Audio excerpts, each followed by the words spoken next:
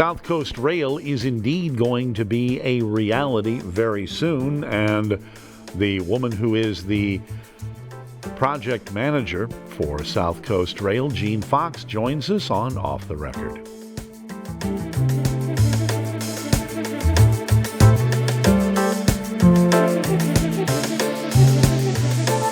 Hi, Jean, welcome. Thanks so much for being here. Oh, thank you for inviting me. Exciting times. Tell me something. What? We're going to actually have a train on the 24th. We are going to have a train on the 24th without fail. And how long have we been holding our breath? Well, I think we did some math on that, and we figured a minimum of 35 years. Wow. Yes. Amazing. Long time coming. People wanting this train of starts and stops, starts again and stops again, until it was Governor Baker who said, let's just find some money and build this. You've got the whole Southern Triangle that's already freight. Let's get this done. Let's make this connection for the people in Fall River, New Bedford, and Taunton. After 35 years of waiting, it almost, I'm sure it didn't feel like it to you, being involved as you are, but it almost seems like once it hit momentum, it really started to go. It did. And we were constructing during COVID and all the supply chain hiccups. So, that added a whole level of complexity to construction. But really, we started in earnest in 2020. So the groundbreaking was 2019. We got the contracts out the door, but boots on the ground was 2020. And really, the substantial completion was last summer. And then the testing and commissioning, which is a robust and intense process, has been going on since last June. And then, bam, we're here. We're ready to run passengers on these trains between the South Coast communities and Boston. It's wonderful. It is wonderful. Yes. Now you have a schedule. We do. We have a schedule that was just recently issued. And the schedule shows how the initial 26 trips a day that we had projected we would do, keeping in mind that Middleborough Lakeville does 24 trips a day, we were going to extend that by 2 trips a day. That was the plan. But railroad operations at the MBTA figured out a way to make it a little bit better. So it's up to 32 trips a day. And the way they're doing that is we're adding connecting trains that are going to be timed. So if you're on a Fall River, say you want to go to Fall River from South Station, let's do that one. But the next train coming out of South Station is a New Bedford train. You can get on that New Bedford train, get off at East Taunton, and there'll be a connecting train that'll take you right to Fall River. Wow. 10-minute buffer. Wow, so there's a lot of options. There are many, many options. It was always going to East Taunton and Middleborough are always going to have the best traffic and frequency, right? Because that's where literally the lines split and go to both communities. But with these connecting trains, you have the opportunity to basically take advantage of that frequency to East Taunton and then grab a quick ride the rest of the way. I was reading something in the New Bedford Light this morning that CERTA is planning on having these on-demand vans That's that right. will be able to take, because the first train comes out of New Bedford at 4:50 in the morning. It's 5:05 in Fall River. Yes. And then the last train actually leaves right before midnight. That's right. From South Station, gets back into Fall River 1:30ish or so. Yep. And for someone like me who might want to go to Fenway Park to do a night game, yeah. Because Christina Egan promised me that years ago. And we had to fight for that. But I give the MBTA a lot of credit. They're really reading the tea leaves. So it's not just about peak period service anymore, right? People aren't just doing the 9 to 5. We're all over the map with the hybrid stuff. We don't go into Boston just to go to work. There are plenty of other reasons to leave our area, and alternatively, there are plenty of reasons for people in the greater Boston area to come visit us. So we realize that you really need robust daily service. You've been sort of the face of, Yes. of the train here in the South Coast. And you've always, and the whole project's been about economic development. It is. What are some of the predictors? What the positives? Already happening, really exciting. We're seeing zoning changes in a lot of communities, and this has nothing to do with the MBTA Communities Act, which is not an MBTA Act, by the way, it's a state law. But In Taunton, for example, 4 apartment buildings are going up right next to the station there. So that's transit-oriented development. So that allows people, maybe people who live outside of Boston, who just needed the train ride but didn't want to pay those prices, they're going to have something much more affordable in an area that's also very accessible to the highway, both 140 and 24. That's happening. New Bedford's doing some development, and clearly the Route 79 project was accelerated here in Fall River to help with that economic development potential that's there, which is enormous. I mean, the parcels that'll be opened up when that boulevard is in place for development, with water views, access to the train. We've even had discussions with RIPTA about bringing a bus up from Aquidneck Island. Oh. Yeah, I mean, you have, it's not about political boundaries now. We just Stop need in Tiverton, connectivity. could you? Yeah, okay. We'll work on Tiverton next. How should Fall River and New Bedford market themselves to Boston? Because you get the sense when you talk to people that are working in various agencies that they've never heard of Fall River and wouldn't know how to get here. How do you market to people to say, hey, get on the train, come down here. We've got all this Portuguese food, we've got history, we've got this, we've got Lizzie Borden. You just did it. Yeah, You just did it, and I do that. In fact, I remember I was at a conference in Boston probably 6-7 years ago, and for some reason it came up that we have sled dog races in the Freetown Fall River State Forest. They said, what? And then I started talking about all the Portuguese food, which is the best in the land, except if you go to Portugal. And beaches, we have wonderful amenities down here that they don't know about. So I think it is incumbent on our cities to start letting them know, because here's the backdrop. The backdrop is, oh, they're gateway cities, right? They were formerly robust economic hubs that fell into a bit of a depression when industry moved down south and then offshore, right? But that's not the case anymore. We're seeing industry rebound here in a different way. We're seeing tremendous interest in the region because of this rail connection now.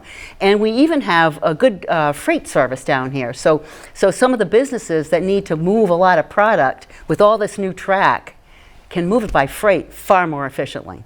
There's so many things that are positive about our region that it's incumbent on us to share. And once they know, we're gonna have to kick them out. Now, Fall River had commuter rail Yes, until it did. 1958. That is correct. And I remember when this idea was really starting to take hold and reading Howie Carr in the Boston Herald, who was like, you know, why are we doing this? Why would anybody want to go see that? Yeah. You've had naysayers. I remember going to one of the meetings where some of the Fall River citizenry said, we don't have anything here anybody wants to see. How do you overcome that? Well, I think you already are. I think the city's already doing a really good job at reconfiguring its messaging and at letting people know it isn't just about Lizzie Borden. But we have, I mean, Battleship Cove, for example, the largest World War II memorial anywhere. I'd start selling that. I'd start selling not just the food, but some of the walkways we have, some of the places that are pleasant to walk. Just gets away from everything, right? We have so much here. You've got the Iwo Jima Memorial. We have that, which is, I know, but we do. We have a lot. We've a lot of recognition of people who've given everything for this country. I think we have certainly a dedicated citizenry here. People are hardworking and committed Americans that want to do the right thing. So, I mean, it's on us now. And part of the effort will now be making sure people get on the train and come see what we have. And also now, for someone like me, I don't have to Uber to the train station in Providence and then catch a train to Boston, which I've had to do. And I don't have, I mean, I like flying out of TF Green. I rather enjoy it. But again, you're talking about a $60 round trip on an Uber. You are. You could take the train into South Station, grab the Silver Line bus, get you right to Logan. Yeah. And that's going to be an attraction, I think, for a lot of people in Fall River that suddenly realize, hey, I can do this. I can go to Boston pretty much whenever I want. And the zone price, Zone 8, I think is the same price as it is in Providence to get to Boston. I think it is. Yeah. It definitely was mirrored on what exists at Middleborough Lakeville. Yeah. So $25 for a round trip, or $26 if we're going to be real picky about it. Still, that's a relative bargain when you don't have to sit in Route 24 all morning. It is, and it's the peace of mind, it's the safety. Not the Southeast Expressway and Route 24 both opened in the 50s, post-war era, interstate highway system. The romance was with the vehicle, right? Everybody had to have a car. It was a car in every driveway, and I'm old enough to remember that slogan. But then it became 2 cars in every driveway, and we have kids, 4 cars in every driveway. Right. And all those cars are getting on the roadways that were built for a certain capacity that was exceeded almost immediately.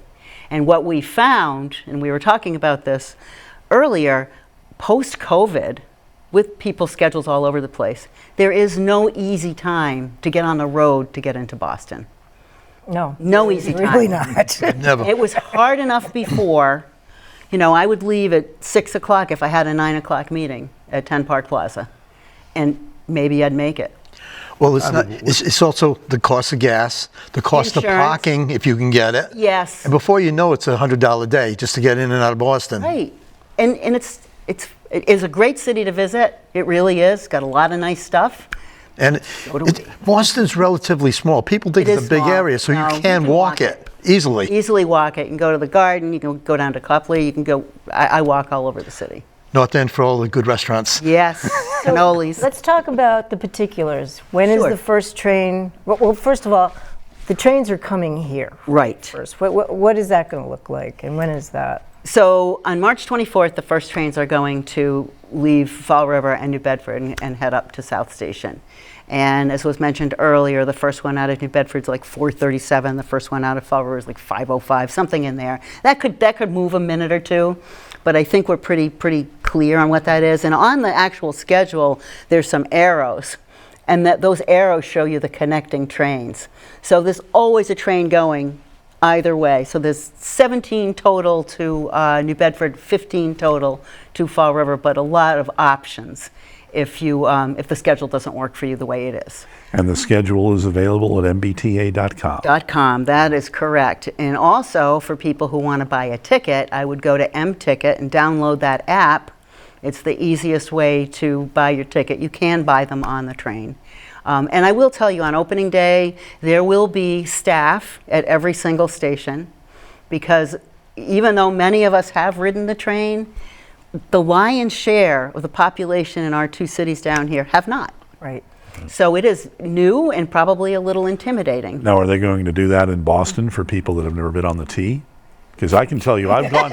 Well, no, seriously, They can't do everything. I've gone in the summertime Yeah. when the tourists really start hitting Boston, and they look at those ticket machines and they're just perplexed. Yeah, well, they don't do that way in Europe. Yeah. In Europe, everything's, you take your card and you tap. Right. We still have old fares and Charlie cards. Which you can do with the Charlie cards now Subway. on the Green Line. Yes, you can, and they're opening that up. They're going to do Right. more and more of that. And eventually that's going to be available on the commuter rail. Yes, it is. Yeah. And it's a whole lot simpler. It's a whole lot simpler. So opening day, we talked earlier, you are still in the planning stage. We are, and it's, it's here, it's there, it's everywhere, because there's so many moving parts to it, and we have to have it work for the governor, and we have to have it work for the general manager and the secretary. So all of those offices are involved. There's a call this afternoon with the Gov's office on it. Of course, she's extremely excited about this. General manager can't wait to get on a train with people in the region. He's very excited. As you know, he's been down here 3 or 4 times personally to give both the good and the bad news. Yes, we're not opening when we said we were, but here's what we're going to do, and here are the milestones, and I'm going to be back and tell you if we met them. But it actually is opening. They were talking about May, and now here we are, March. How did that happen? We did really well with the testing and commissioning. So remember, we talked about this at a couple of the meetings. There was automatic train control and there was positive train control. All boring to the rest of the world, but all federal mandates that require very extensive testing. Example, ATC tests the signals at each grade crossing, but you have to do 3 separate passes, one at 25 miles an hour, one at 40, and one at the maximum authorized speed for that area. And these were all brand new signals, too. Brand new signals, but if the 25 worked and then the 40 didn't, you had to go back, fix the signal, start again. So we had good luck with that because our signals really did work well. When we were doing that testing, we had police officers at every grade crossing because people weren't used to it, and they were going back and forth like this. People thought they were broken. No, they're testing. And then the positive train control, which is that fancy, it's attached to, you've got transponders, they read satellite data, so what that does is it knows exactly where every train is all the time, how fast it's going, and then if there is something up ahead of a particular train, maybe a construction zone that just happened or a stalled vehicle or something, PTC kicks in, and if the engineer doesn't hear it immediately, that system takes over. So it's safety, safety, safety, and all of that is overseen by the Federal Railroad Administration. And they were just down and did a full-scale evaluation of everything. So the testing and commissioning could have taken longer if things hadn't worked as well, and if we hadn't had ongoing regular communication with our federal partners, but we did, and things went very, very well. What are the ridership numbers that have to be hit for this to work? So here's the deal on that, and this is true for any new service. Opening day is probably going to see record crowds because people are excited and they're going to want to be on that first train. When we did the data to get our permits and the authorization to proceed, the CTPS model, that's the Central Transportation Planning Staff model, showed on top of the ridership that exists out of the Middleborough Lakeville station, we would add 1,610 each way, so 3,200 total, which isn't huge. But you already have 3,000 something going out of Lakeville, and a lot of them were coming from the south and driving up there to catch the train. So we needed that to get our permitting. What's going to happen very likely is we're going to have great energy at first, and then we may see that wane a little bit. But we'll be monitoring it very, very closely to make sure that, you know, people have the right information, they're not intimidated, they know what they're doing, because that's the key. And once you find out that this really does work, I don't see people going back. Is the schedule going to be the same on weekends as it is during the week? Or no, it's going to cut back 26 trips on the weekends. So, and there'll be an hour and a half between each train, or 2 hours between each train on the weekend. So it's not as robust, but you get up there midday, you hang around, you do something, you have dinner, and you get on a train and come home.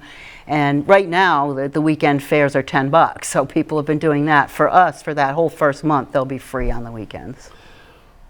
I'm curious too. You just mentioned that it's going to be that last weekend in March, and every weekend in April, and not only the train but also parking is. Parking's going to be free. Not just the weekends. That's the whole time. Okay. And Patriots Day is included that Monday. Okay. So the holidays are typically viewed as weekends. Yeah. And they run on weekend schedules. They do typically run on weekend schedules. Yes. Yes, but a lot of people ride the train to go to the marathon. They do. Yes, they do. And you're going to have more. Yeah, I think so. I used to drive up there to go sit in Wellesley and wave at people, and now I don't have to do that. So are the trains here now? I mean, physically? We have all the equipment. Everything is here? All the equipment, yes. We were part of an 80-something coach order, Hyundai Rotem bi-level coaches.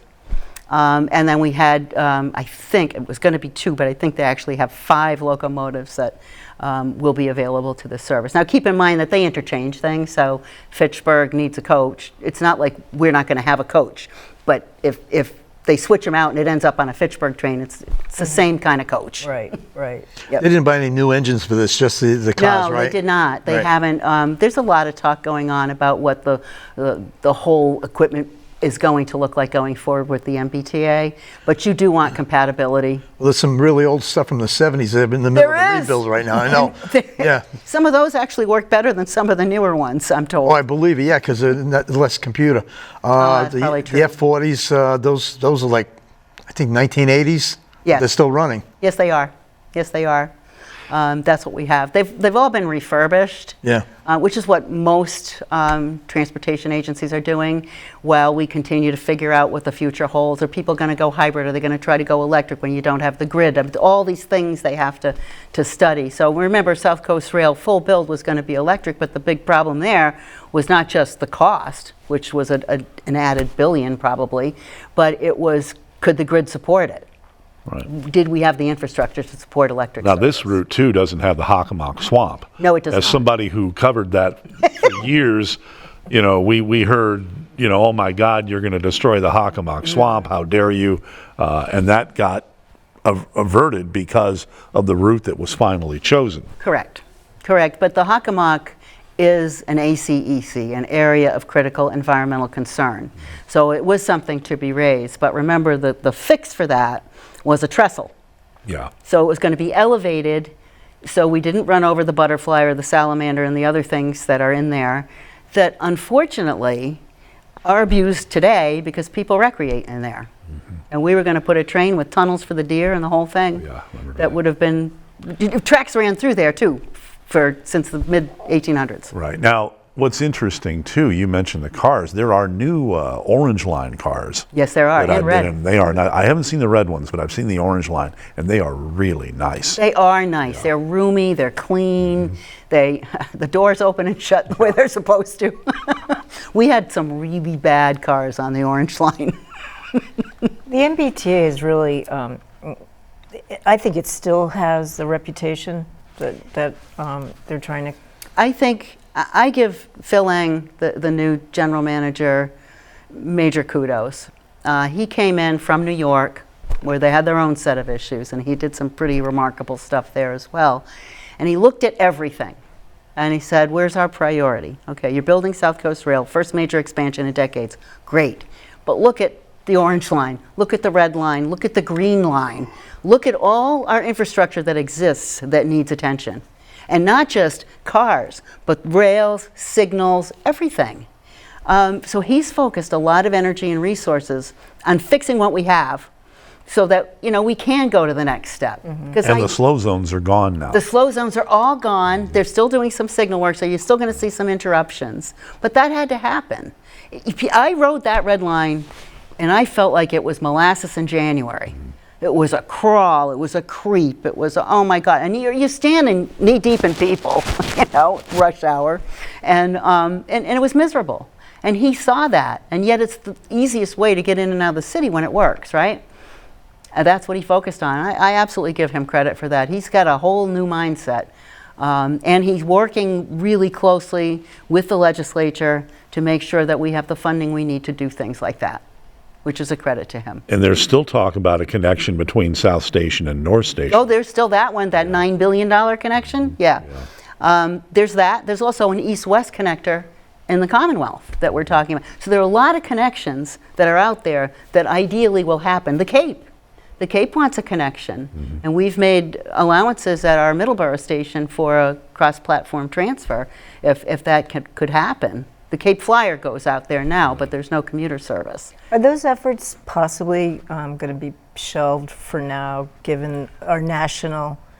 Well, yeah, the national, I think everybody's treading carefully around what's going on nationally and where will funding come from. So much of what we do, funding for everything, whether it's rail or roadways, is federally supported. And if we don't have that, we're going to have to be careful. So, people need to be vigilant, pay attention, and that's what we're doing. I think we've got that in the leadership. Also, the secretary, Monica Tibbetts-Nutt, very careful, very, very intentional about what she does. Mm-hmm. So the leadership on the transportation side of the house in Massachusetts is top-notch, really. I'm going to need it. We need it. For people that haven't been to South Station in a while, it's a whole different beautiful. place. Yeah. Well, there's also what is it, a condo or apartments that are being built on top of of South Station. Yes. So, and South Station, there's still more that has to be done there. If we're going to augment service to South Station wherever it comes from, we need more need more platforms there. Right. And for people who haven't been to North Station in a while now, that's all incorporated in the TD Garden. You used to have to cross the street. You don't have to do that anymore. You just take like a right turn in the garden, and there you are. Actually, when you're in North Station, it doesn't feel like you're in the train station until you see the trains. Exactly. Yeah, exactly. it's very strange when you're walking in there. But that's the way, if you look historically, old stations, go down to New York or DC, those big stations, there are shopping centers, there are restaurants, there are entertainment areas, so it's another draw. Well, South Station's kind of become like that. There's restaurants and so on. Oh, yeah. It really at one time, there was nothing in there. You walked through to get into Boston, so that's come around a lot. They've really done a lot to make that an attractive place. That's where they do the Polar Express every Christmas. They do a really nice trip out of there for kids. They come in their pajamas, and they get little goodie bags, and they get on the train. Once we get into South Station, or perhaps go to North Station, where can you connect? If you're looking to travel to other places, where can you go out of North Station or South Station? Well, the subways are all there. Right. You get on the Red Line. And well, especially in South Station, because that's really the starting point. That's the hub. Yeah. And then the Silver Line bus goes, that's the one that takes you to Logan. What I used to do just to get downtown is I took the Red Line over to Park Street, and then there's 4 different green lines that intersect there. Get you all over town. And then, as you pointed out earlier, once you're in a certain part of town, everything's pretty walkable, except if it's snowing and raining. Yeah. And so maybe you could go over a little bit, your partner, are you partnering with RIPTA?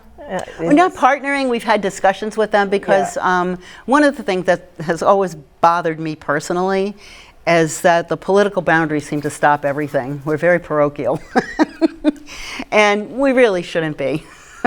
So RIPTA has a bus that runs from Newport to Providence, and we talked to them about having it stop potentially, or they talked to us about stopping at the Fall River Station and then going on to Providence. So that's a possibility. They are probably looking at that. Actually, look at the ridership. There are 2 buses that come out of Providence. One, I think, goes to Newport, and then one goes to Providence. Yes. And you can get those at the transit center in Fall River or at the Park and Ride in Somerset. Oh, you can get a park and ride too. Yeah. Okay, that's great. Tiverton has a park and ride as well. Well, the good news on the, and Tiverton does too, that's right. The local bus service, the SRTA, has been working very closely with us over many, many years. So they're really excited about making sure customers get to the stations and get away from the stations when they need to. So I know I sent them preliminary schedules ages ago. They worked with a grant, and they've made some new arrangements to make sure that they can serve our stations here in the region. And GATRA's done the same thing up. I remember talking to Dave Sullivan when he was the Bristol 6th District State Rep years ago, and he used to say, well, Providence got our train, because Providence got commuter rail long before Fall River, New Bedford, and Taunton did. Now, is there any talk about maybe having a connection from Fall River, New Bedford, Taunton to Providence? Or is that possible? Again, there's this whole list of things that would be good to have on the woulda, shoulda, couldas. I think that what has to happen is exactly what this GM is doing right now, and that's fixing all the broken stuff. Yeah. Fix that stuff. Make sure we run. We're all brand new. We should be fine. Philip Eng really deserves a tremendous amount of credit for the work he's done to get this going, and also the slow zones in Boston, because people were celebrating that. It was huge. Yeah. That was huge, Alan. I mean, it was putting people off. They couldn't get pre-pandemic ridership back on the subways. The commuter rail did pretty well, but the subways weren't there. And they weren't there. That's a lot of the reason why. It just wasn't working for them. So you've been doing this since how long? Way too long. Officially 2011, but I do tell everyone, and I mean it sincerely, I got involved way before that, back in the 90s when there was first talk about it, because I got real excited about it and it made sense to me. And I watched the parade of governors come and go, and we'll do it. No, we can't do it. And we had our first early action bridges here in Fall River in the 90s, early 90s. Early action, back then they called it the Fall River New Bedford line, and I laugh because that's what it's going to be called now. We've called it South Coast Rail during the whole design and construction, but it's going to be called the Fall River New Bedford line. Oh. So there you go. It makes sense. It does, and it actually fits in with the protocols that the MBTA has for naming. Like Fall River's first because it's westernmost, not because it's alphabetically first. Who knew? So what will you do after this? I have no idea. I have to stay on a while. You don't just stop. You're still going to be doing public outreach. I will be doing outreach. Yeah. I will continue to do outreach. A lot of the outreach I've done too, honestly, is working very closely with MassDOT and the highway projects that are happening here as well, because everybody needs to talk to each other. We found that that's an effective way of getting things done instead of operating in silos, right? So I'll continue to liaise with them. And if there are hiccups, hopefully there won't be, but if there are, I'll be here to answer calls and reply to emails. Now, one of the things that I find interesting too, and you've been harping's maybe not a very good word, you've been stressing track safety. I have. Have there been incidents of people walking along the tracks or doing stupid things? Because I know there's a real concern about, please don't put sofas on the track, Well, that's things real. like that. Has that happened? That has happened. It hasn't happened during the testing phase while we're running MBTA trains, but freight trains have hit debris, and it's dangerous because they can derail. And we had a derailment a few years ago. It was a log, giant piece of a tree that rolled down a hill, hit the train, knocked the train off the tracks, punctured the diesel tank, diesel fuel spill, hazmat cleanup, could have been avoided.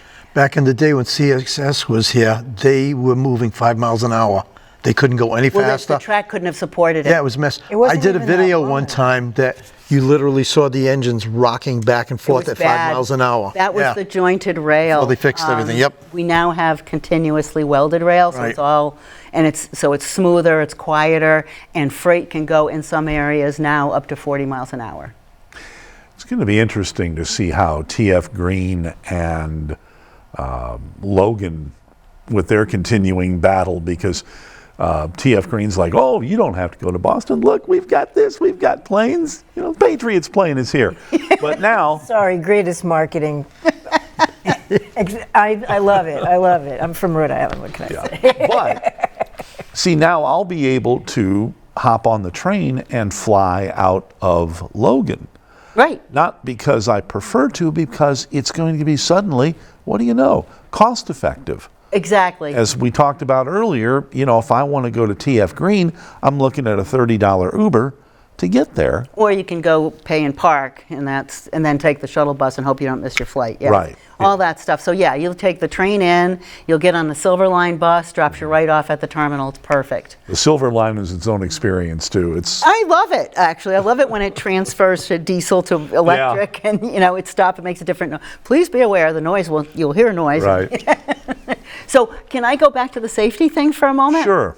Because it is a pet peeve of mine, and it's also just, I don't want anyone to get hurt ever.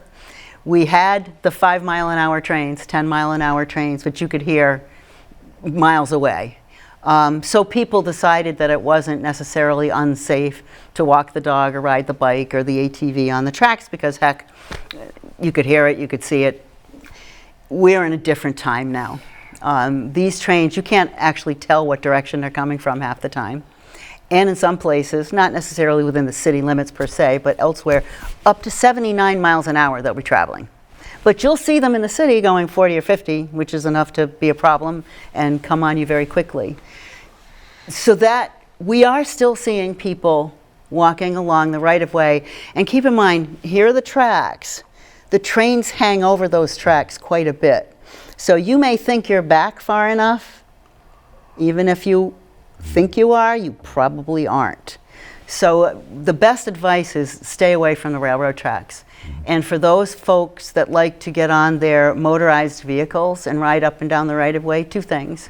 Over the roar of your engine, you're not going to hear anything. And you're also harming the rail infrastructure because it moves the ballast, it affects the ties, it could cause damage to the rails. The other complaint that I've heard on some of the talk shows on WSAR is, well, it's going to be noisy in the morning because Yeah, it is. our people going to get used to it or just have to deal with it, or are you hearing complaints about it? I do get complaints about it, not so much from Fall River. I have a few that are near the layover that are concerned about the noise, because on those super cold nights, they left the engines on all night. Right. And when it's super cold, they will do that. There are plug-ins, but there's a certain temperature, I'm not sure what it is, where it's just more prudent to leave them on. They're not there that long, right? The last train gets in at 1:30. The first one leaves at 5, so on those super cold nights they will leave them on. But mostly they're plugged in when they're parked. The people that are more concerned about the noise tend to live outside of the city, where it's more rural. And they're just not accustomed to the horn noise. The horn noise is for safety. It really is. You can, as a community, you can opt for a quiet zone where they won't sound the horns, but the onus falls completely on the municipality, and you have to work directly with the Federal Railroad Administration. That's not a state-sanctioned thing, so that's different. Well, the standard thing is two long ones, a short one, and a long one. Exactly. To get to a grade.